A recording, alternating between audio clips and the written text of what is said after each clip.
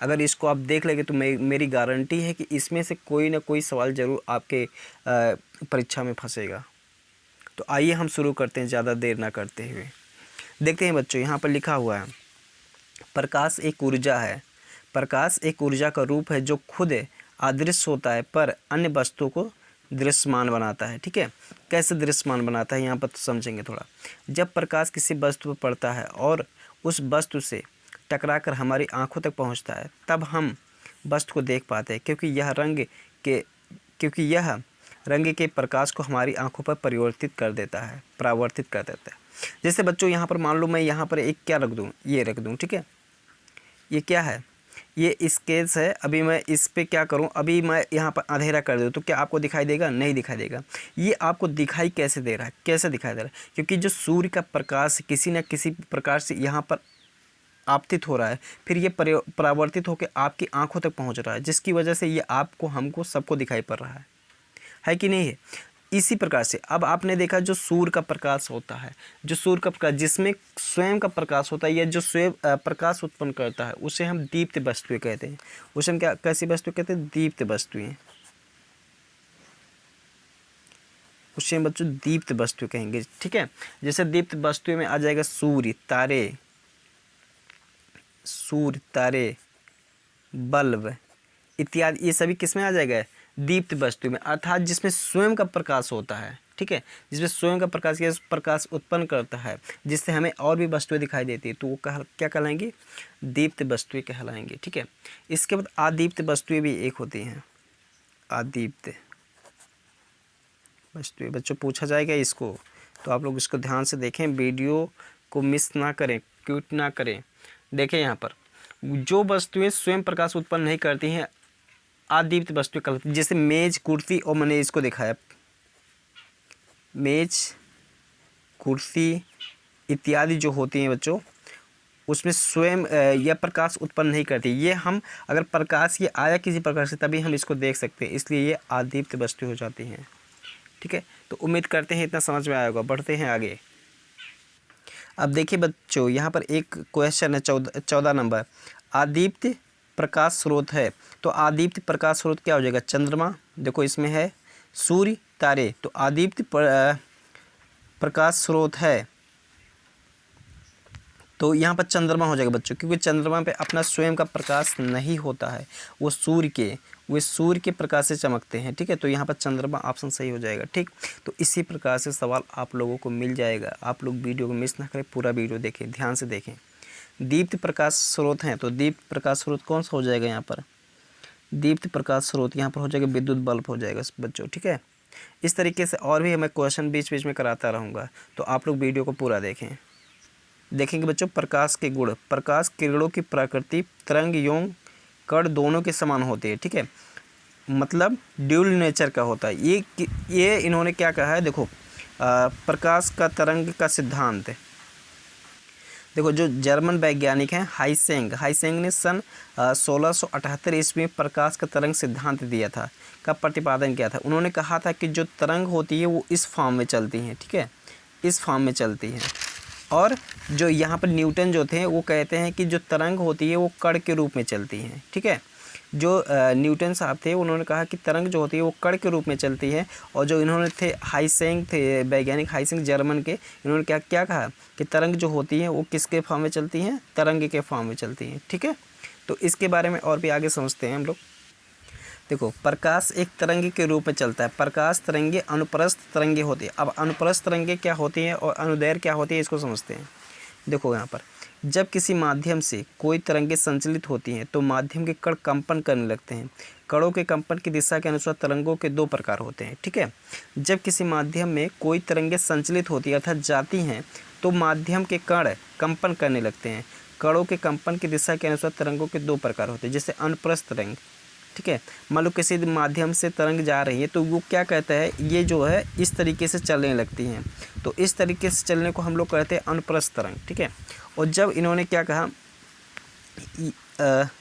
अनुदैर्घ्य, इन्होंने न्यूटन साहब ने क्या कहा कि तरंग जो होती हैं वो इस फॉर्म में चलती है, मतलब ऐसे ऐसे ये अपनी अपनी जगह पे हिलते रहते, एक लहर के तरीके से आगे आगे बढ़ती रहती हैं, ठीक है।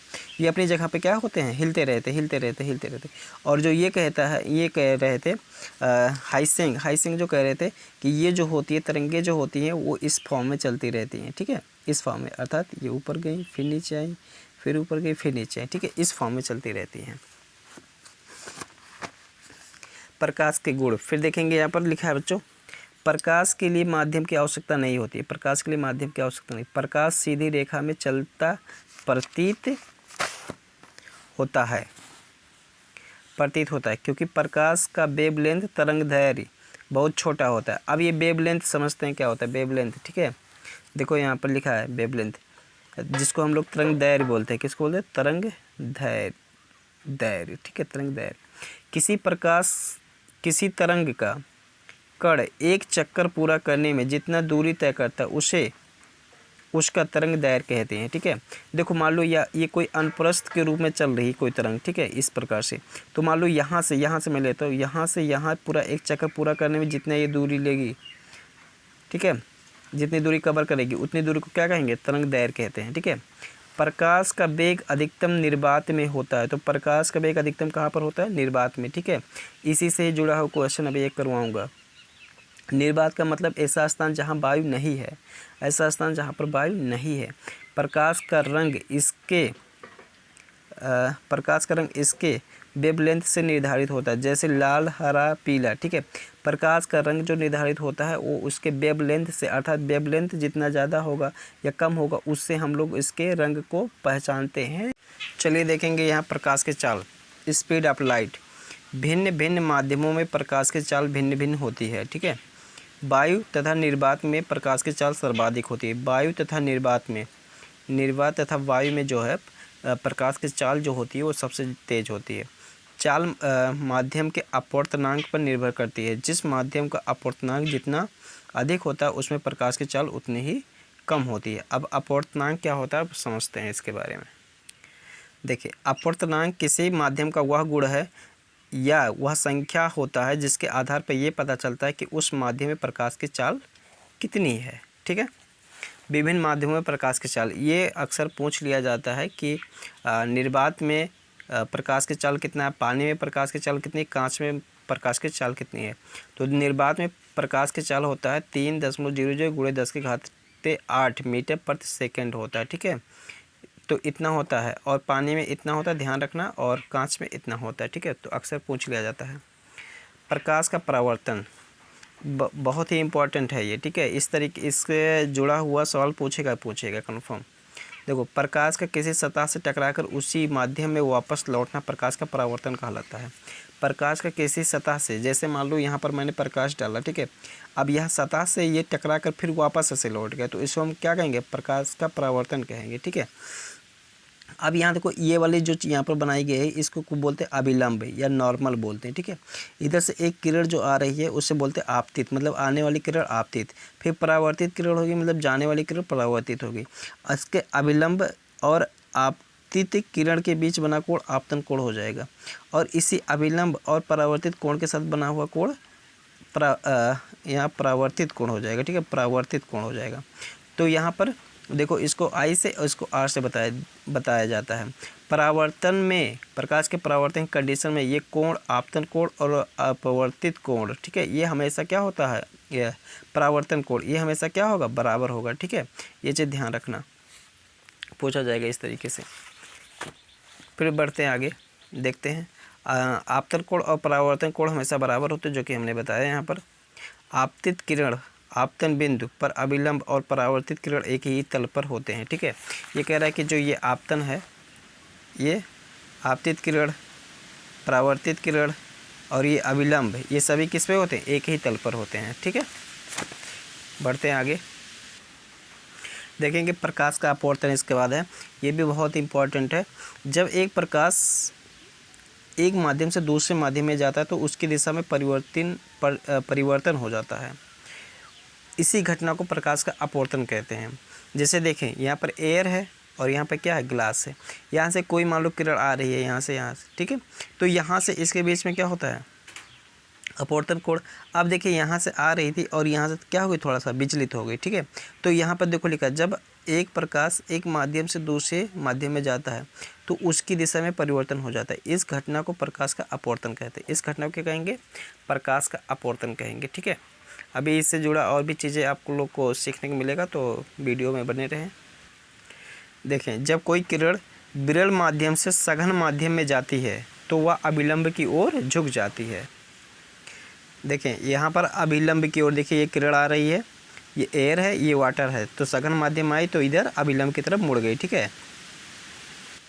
इस प्रकार हम कह सकते हैं कि जब कोई किरण विरल से सघन में आती है तो अभिलंब की तरफ मुड़ जाती है, ठीक।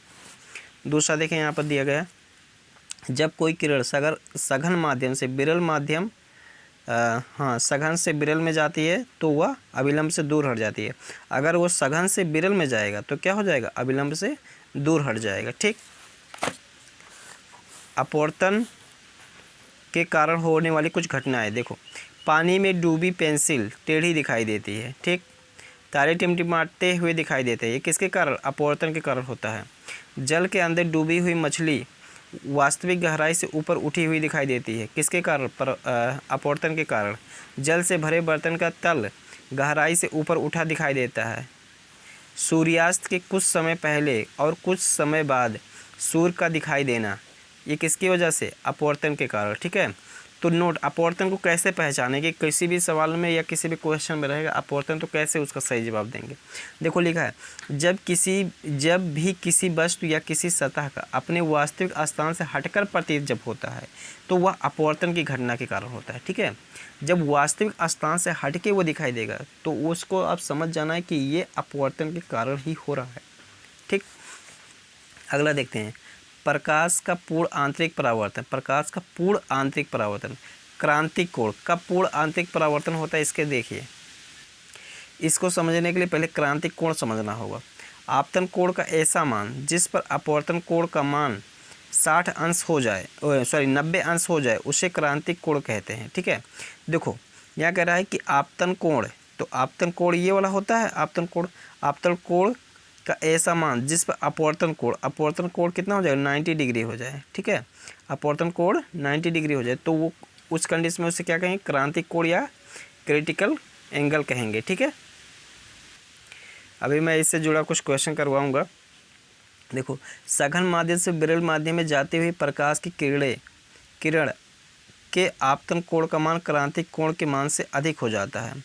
सघन से विरल माध्यम में जाते हुए प्रकाश की किरण, हमने बताया था अभी, देखें सघन से विरल में जा रही तो क्या, अभिलंब से दूर हट जा रही, तो अभिलंब से दूर हटेगी तो जाहिर सी बात है, जैसे अगर मान लो ये ज़्यादा ये हो गया, सघन हो गया, तो यहाँ ऐसे दूर हट के ये 90 डिग्री बन जाएगा, ठीक है।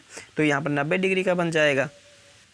देखें इस तरीके से विरल में सघन में जा रही तो ये जब 90 डिग्री से ज़्यादा हो जाएगा, ठीक है, तो उसे ही हम कहेंगे प्रकाश का पूर्ण आंतरिक परावर्तन हो गया, ठीक है। जब ये वाला कोण, ठीक है, क्रांतिक कोण से ज़्यादा हो जाएगा, तो उसे ही हम कहेंगे प्रकाश का पूर्ण आंतरिक परावर्तन, ठीक।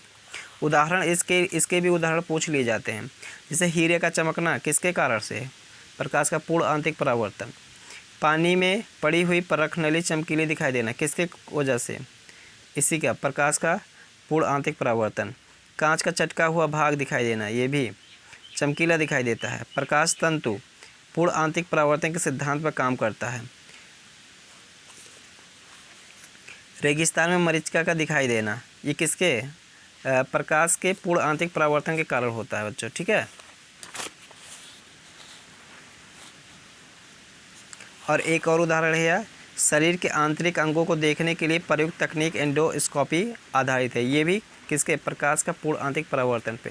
तो अगले भाग में देखेंगे हम प्रकाश का वर्ण विक्षेपण और इसके अलावा भी कई सारे हेडिंग देखेंगे। मैं इससे जुड़ा क्वेश्चन करवा रहा हूँ जो कि आप लोग देखें। यहाँ पर देखिए, यहाँ पर दिया हुआ है, एक प्रकाश किरण एक समतल तल पर परावर्तित हो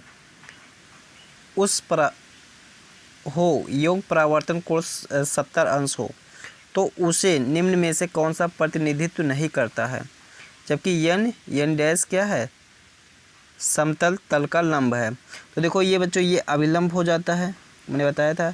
ये क्या है, आपतित किरण ये है परावर्तित किरण। मैंने बताया था कि आपतन कोण और परावर्तन कोण बराबर होता है, तो ये कह रहा 70 डिग्री है, परावर्तन कोण कितना है 70 डिग्री, अर्थात ये वाला 70 डिग्री है, ठीक है, ये होना चाहिए।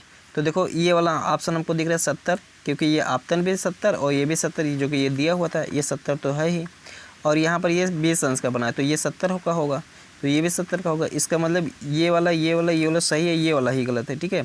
तो ये वाला बच्चों यहाँ पर सही ऑप्शन हो जाएगा, क्योंकि कहता है कौन प्रतिनिधित्व नहीं करता है, तो यही वाला नहीं करेगा, ठीक। तो इस तरीके से ये हो गया। फिर देखते हैं अगला क्वेश्चन, इसी टाइप का ही करवाते हैं। 28 नंबर में देखो लिखा आपतित किरण व परावर्तित किरण के बीच का कोण 120 अंश है, तब आपतन कोण होगा। तो यहाँ पर देखो कैसे हो बच्चा, मान लो यहाँ पर ये है, तो आपतन कोण ये होता है और परावर्तन कोण ये होता है। कह रहा है कि ये 120 है, ये 120 है, तो देखो ये वाला कोण बराबर होता है, तो ये 120, तो इसका आधा कितना हो जाएगा, ये 60, ये 60, तो ये वाला तो ऑप्शन सही हो जाएगा, ठीक है। तो इस तरीके से यहाँ पर था। ये देखो दिए गए चित्रानुसार आपतित किरण और परावर्तित किरण के मध्य बने कोण का मान होगा। तो यहाँ पर देखो एक चीज़, आपतित किरण तथा परावर्तित, तो ये देखो 25 अंश दिया हुआ है, दिख रहा होगा 25 अंश, तो ये कितना होगा 65 होगा, ठीक है। तो ये 65, ये भी 65 होगा, तो इसका मतलब ऑप्शन जो सही होगा 65 का सही होगा। तो इसी प्रकार से आप लोग को टिक लगाना है। यदि आपने ध्यान से देखा होगा वीडियो, तो आपको ये पूरा चीज़ें समझ में आ रहा होगा।